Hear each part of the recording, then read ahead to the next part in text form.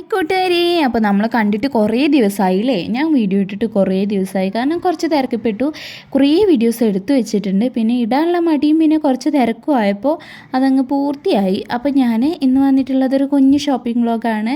അപ്പോൾ ഷോപ്പിംഗ് വ്ളോഗിൻ്റെ കൂടെ നിങ്ങളോട് കുറച്ച് നേരം സംസാരിക്കാമല്ലോ എന്ന് വിചാരിച്ചു. എൻ്റെ ഈ ഒരു ഗ്യാപ്പ് വന്നപ്പോൾ എൻ്റെ സബ്സ്ക്രൈബേഴ്സൊക്കെ ഒന്ന് വീഡിയോസ് ഇനി ഇട്ടാൽ എത്രത്തോളം കാണുമെന്നൊക്കെ അറിയാൻ വേണ്ടിയിട്ടാണ് ഞാനിപ്പോൾ ഒരു കുഞ്ഞു വീഡിയോ ഇടുന്നത്. ഇതിലെത്ര കാര്യമായിട്ടുള്ള ഇതൊന്നുമില്ല. കുറച്ച് എൻ്റെ ഷോപ്പിങ്ങിന് പോയിട്ടുള്ള അവിടുത്തെ കുറച്ച് ക്ലിപ്പുകൾ ഞാൻ കുറേ വീഡിയോസ് എടുത്ത് വെച്ചിട്ടുണ്ട്. ക്ലാസ്സിന് പോയതൊക്കെ ഇടാൻ ടൈം കിട്ടാത്തതുകൊണ്ടാണ് ഇടാത്തത്.